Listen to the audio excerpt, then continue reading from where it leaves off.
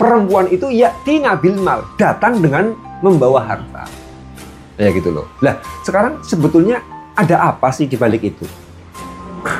Kenapa kok perempuan kok dikatakan yatina bil mal, datang dengan membawa harta?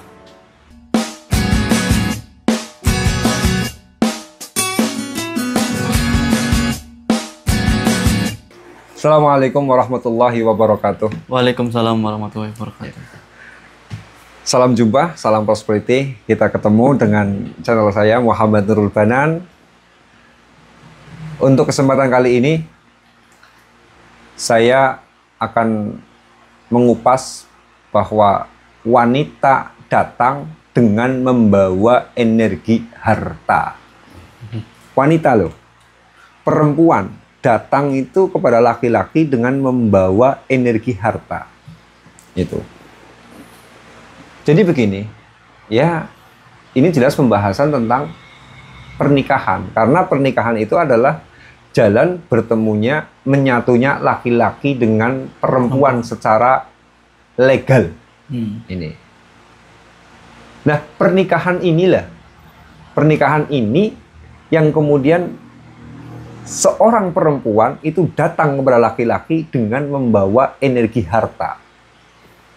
Loh, padahal kalau nikah itu yang bawa harta itu untuk besan, untuk mahar itu laki-laki apa perempuan? Laki-laki. Laki-laki ya? Iya. Datang ke rumah perempuan, ini uang besannya. Ya gitu kan. Ini uang maharnya sesuai dengan adat masing-masing ya. Kalau besan itu sesuai dengan adat masing-masing. Kalau mahar sih memang syariah Islam. Nah, yang datang membawa harta itu adalah si laki-laki. Tapi Nabi menyampaikan begini, tazawwajun nisa fa innahunna ya'tina bil mal. Kalian kawinilah para perempuan. Karena mereka itu sungguh datang dengan membawa harta. Padahal prakteknya yang bawa besan kan, yang bawa uang besan adalah pangandan laki-laki. Tetapi oleh Nabi dikatakan yang membawa harta itu adalah perempuan. Artinya, perempuan itu ketika kita nikahi, dia itu punya energi harta, dia itu membawa energi harta kepada laki-laki tersebut. Nah, tahu sendirilah, saya kerap sekali ngomong. Bujangan itu tanggungan nafkahnya itu ringan. Dia nafkahi cuma nafkahi untuk dirinya sendiri. Paling beli rokok, ya, paling beli bensin, paling bayar kos-kosan, paling beli BBM motor, paling mentok itu kredit motor, itu buat kredit motor. Dan mereka jarang yang berkembang hidupnya. Boro-boro mampu beli mobil, beli rumah aja bujangan itu nggak bisa. Itu loh. Tapi rata-rata, memang nggak semuanya, tapi rata-rata laki-laki itu kemudian mendapatkan kehidupan yang mapan. Dia kemudian malah bisa kaya raya. Sesudah dia nikah. Bisa beli rumah. Ketika bujangan nggak bisa beli rumah. Tapi sudah menikah malah bisa beli rumah, bisa beli sawah, bisa beli mobil. Dan ya, saya sendirilah menemukan kekayaan sesudah saya nikah. Ketika bujangan, Masya Allah, uang cuma cukup buat beli rokok sama bensin, itu aja sudah. Ini. Assalamualaikum warahmatullahi wabarakatuh. Mohon maaf, saya jeda sebentar materi kontennya. Mohon izin untuk kasih informasi. Insya Allah, saya membuka kelas training Servo Prosperity Batch 12 di tanggal 27 Juli 2025. Kelas training Servo Prosperity adalah kelas training spiritual finansial melalui basic need. Di kelas ini, selama lebih dari 20 hari, Anda akan saya mentori untuk memahami sistem Servo Prosperity alam semesta untuk meningkatkan finansial Anda. Segera daftar dengan klik link di deskripsi video. Nah, ini kan fakta bahwa perempuan itu yatina bil mal, datang dengan membawa harta. Ya gitu loh. Lah, sekarang sebetulnya ada apa sih di balik itu? Kenapa kok perempuan kok dikatakan yatina bil mal, datang dengan membawa harta? Karena seperti ini, itu sebetulnya adalah karakter alam semesta kok. Memang energi harta itu yang menyediakan adalah perempuan. Pasangan nikah kita yang menyediakan. Istri kita yang menyediakan energi harta. Kalau kita melihat sistem alam semesta itu diciptakan berpasang-pasangan. Wa min kulli syai'in khalaqna zaujaini la'allakum tadhakkarun. Dan dari segala sesuatu itu diciptakan berpasang-pasangan. Itu. La'allakum tadhakkarun. Siapa tahu kamu kemudian bisa mengambil ibrah. Ya, bisa mengambil ibarat, bisa mengambil hikmah. Nah, alam semesta itu diciptakan berpasang-pasangan. Ada langit, ada bumi, ada senang, ada sedih, ada malam, ada siang. Itu. Ada laki-laki, ada perempuan. Makanya laki-laki itu ibarat energi langit. Perempuan itu ibarat energi bumi. Laki-laki dan perempuan melakukan perkawinan melalui nikah. Nah, sekarang langit dan bumi pun melakukan perkawinan. Maka kemudian di alam semesta ini ada hujan. Ketika hujan itu kan langit memberikan air ke bumi. Ditumpahkan airnya, seret ke bumi. Tapi langit memberikan air ke bumi, itu sumber energinya dari mana? Dari bumi malah. Karena apa? Langit itu melalui awan menyerap uap yang ada di laut, ya, menguap air yang ada di bumi, yang di lautan, yang di telaga-telaga, yang di sungai-sungai, itu diserap oleh awan, naik ke atas. Di atas kemudian menjadi mendung, setelah menjadi mendung kemudian turun hujan. Berarti sekalipun langit yang memberikan air hujan, tapi nyata sumber energinya diambil dari bumi. Itu loh. Lah, padahal bumi ini adalah perempuan, wanita. Kemudian langit adalah simbol laki-laki. Maka dalam pernikahan pun antara laki-laki dan perempuan seperti itu. Yang ngasih nafkah itu kebanyakan laki-laki atau perempuan? Laki-laki. Laki-laki. Dia ngasih uang, nih bu uangnya, nih bu uangnya, nih bu uangnya. Yang memberikan nafkah itu laki-laki. Tapi sumber energinya dari mana? Dari si perempuan. Ini, ya. Makanya laki-laki banyak yang menemukan kekayaan sesudah dia menikah. Karena dengan dia menikah, dia itu sudah memiliki sumber energi harta. Perempuan itu loh sumber energi hartanya. Maka kalau perempuan itu kemudian menjadi banyak perempuan yang kemudian menjadi penyakit dari rezeki suami. Karena apa? Dia tidak mampu menjadi perempuan yang mampu menyediakan energi harta yang banyak. Harta yang berlimpah. Dia tidak mampu. Maka ada ceritanya Nabi Ibrahim dengan Nabi Ismail kan. Jadi Nabi Ibrahim itu menaruh istrinya dan Nabi Ismail di tengah Gurun Sahara, yang sekarang disebut lokasi yang namanya kota Mekah kan, ditaruh di sana, ditinggal di sana. Setelah itu ditinggal pulang oleh Nabi Ibrahim, kembali ke Syam.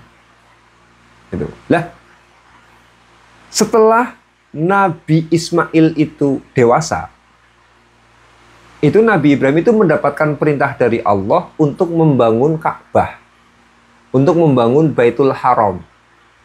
Sehingga dia harus menemui Ismail. Betul, dari Syam dia berjalan jauh ke Mekah. Syam itu kan wilayah, kalau sekarang itu wilayah daerah Syria, Damaskus, Yordania, Palestina, ya, itu wilayah yang disebut dengan wilayah Syam. Ini. Nah, beliau datang ketika waktu itu Ismail sudah dewasa dan Nabi Ismail itu sudah menikah. Sementara istrinya Dewi Hajar itu sudah meninggal dunia. Ini. Loh, Nabi Ibrahim datang ke sana untuk membangun Ka'bah. Ternyata tidak bisa bertemu Ismail. Waktu yang namanya Ismail itu kan kerjaannya berburu. Profesinya itu berburu, sehingga jarang sekali berada di rumah. Nah, sesampainya Nabi Ibrahim bertemu dengan istrinya Nabi Ismail, dia tanya, Ismail di mana? Sedang berburu, pulangnya kapan ya nggak tahu. Ya kalau zaman sekarang sih gampang lah ya, ditelepon lah ya. Iya. Nah, dulu nggak bisa ketemu, nggak tahu juga lokasinya di mana berburu. Ditanya sama Nabi Ibrahim, oh kamu istrinya Ismail? Iya. Bagaimana keadaanmu hidup bareng sama Ismail? Ekonomimu bagaimana? Lah, si istri ini jawabnya itu penuh dengan keluhan. Saya hidup dengan Ismail, rezekinya seret, rezekinya sempit, susah melulu. Istrinya pokoknya ngolok-ngolok sama Nabi Ismail. Ada rasa bahwa dia tidak merasa menjadi istrinya Ismail itu ya merasa tidak beruntung sama sekali. Rezeki saya itu sempit, kehidupan saya rupek, ruwet, macam-macam ya. Oh kayak gitu. Ya sudah. Ini karena Ismail nggak di rumah, saya tak pulang dulu. Nanti sampaikan ya salam sama Ismail kalau sudah pulang dan bilang sama Ismail suruh ganti palang pintu rumahnya. Bener, akhirnya Nabi Ibrahim pulang. Lalu Nabi Ismail itu pulang ke rumah ya. Nabi Ismail pulang ke rumah. Betul salamnya disampaikan. Ini ada salam dari kakek tua dari tanah Syam. Menyampaikan salam. Terus apa? Ada pesan apa enggak? Nabi Ismail tanya kayak gitu. Ada pesan apa enggak? Iya ada pesan. Pesannya apa? Beliau berpesan supaya jenengan supaya bapak ya sebenarnya ya supaya Nabi Ismail itu mengganti palang pintu rumahnya. Nah akhirnya Nabi Ismail menjelaskan itu kemarin yang kesini bapak saya. Dan dia pesan supaya mengganti palang pintu rumah. Artinya apa? Saya disuruh menceraikan kamu. Betul akhirnya cerai. Ini diceritakan di kitab Shahihul Bukhari. Kitab hadis Shahih Bukhari. Di Fathul Bari itu penjelasannya detail sekali. Sarahnya kitab Bukhari itu. Betul, akhirnya diceraikan.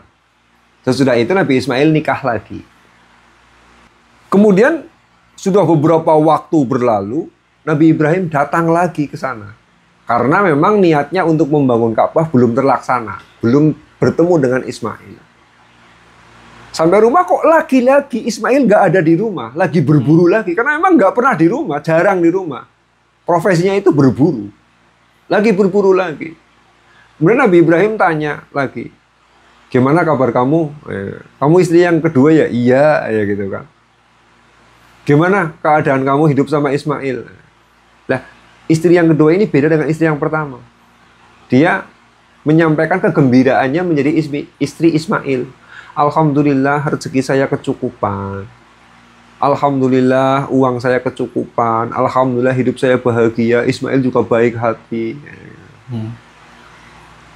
Nah, sudah disampaikan itu kemudian karena Ismail nggak di rumah, Nabi Ibrahim ya pulang. Udahlah saya pulang lagi aja. Ya gitu kan.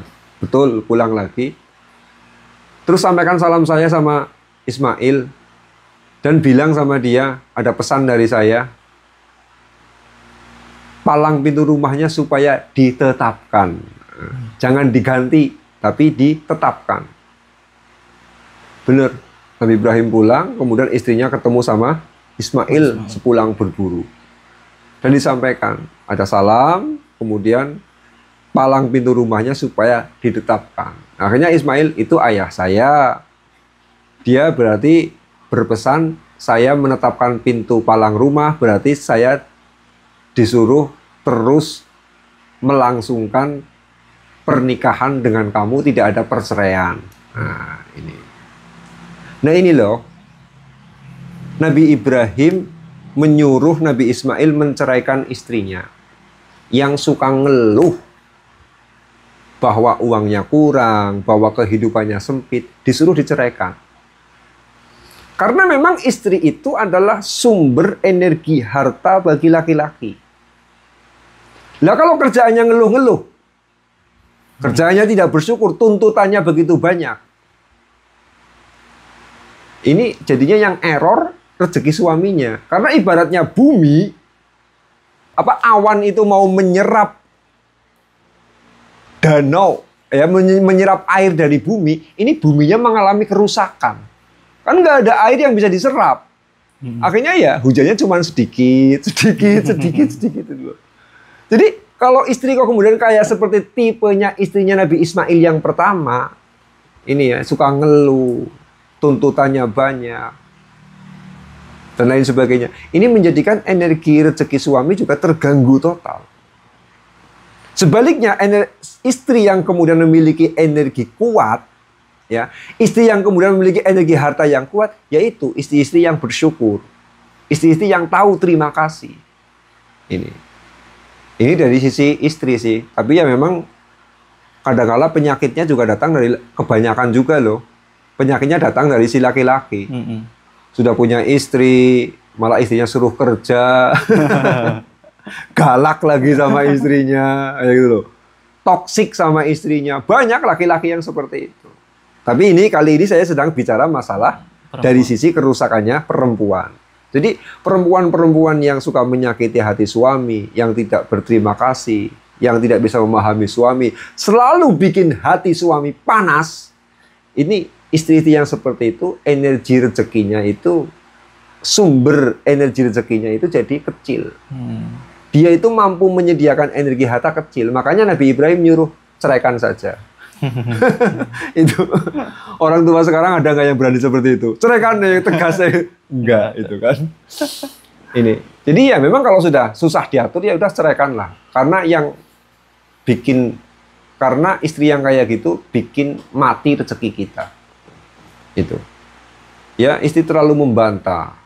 Pokoknya ciri istri yang kemudian sumber energinya itu lemah, penyediaan energinya lemah, energi hartanya itu lemah, itu cirinya apa?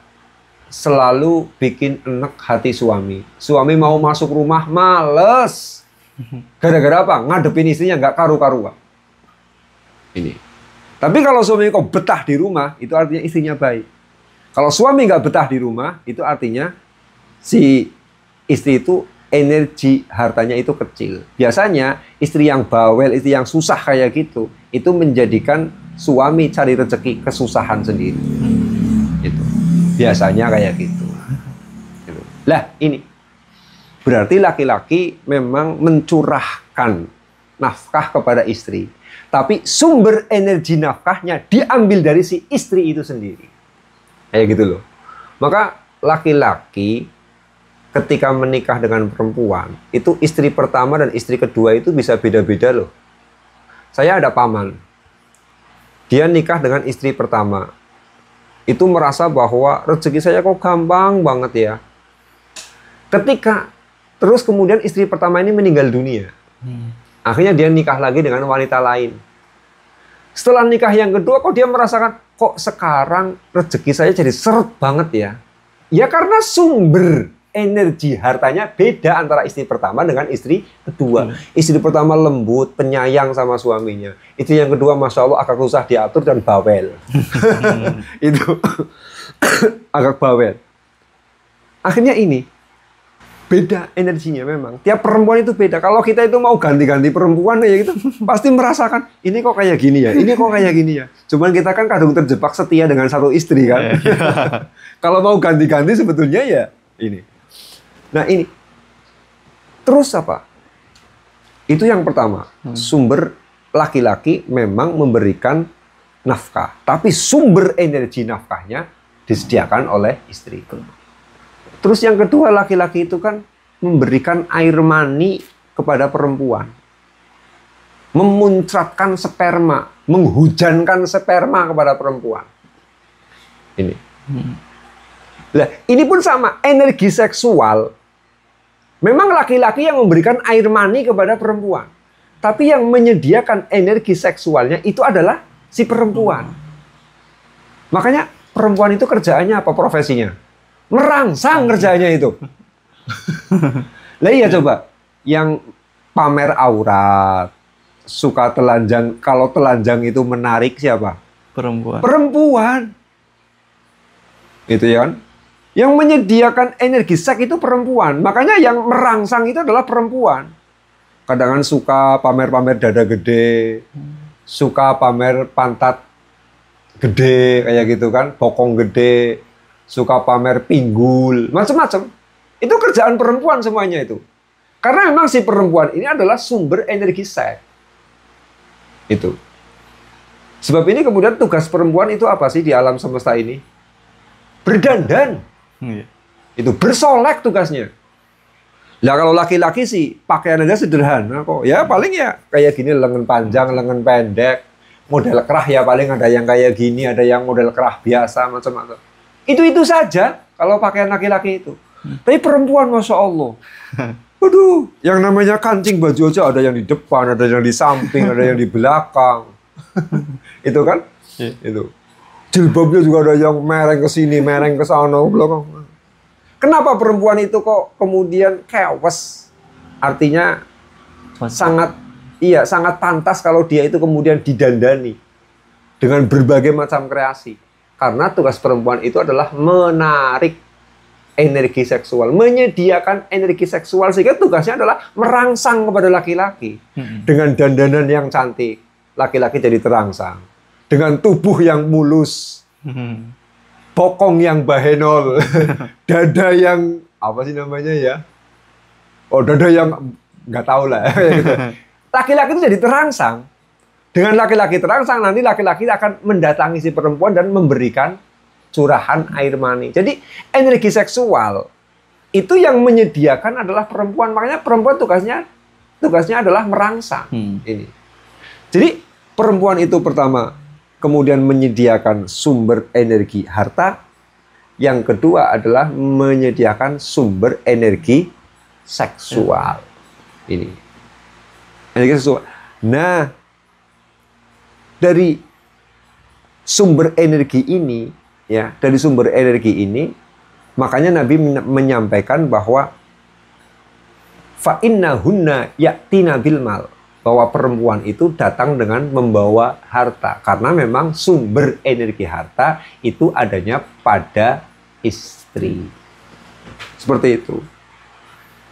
Nah, sebab ini bukan cuman nanti yang merusak sumber energi ini bisa rusak dari si istrinya, memang kelakuannya memang nggak karu-karuan sehingga energi hartanya kecil.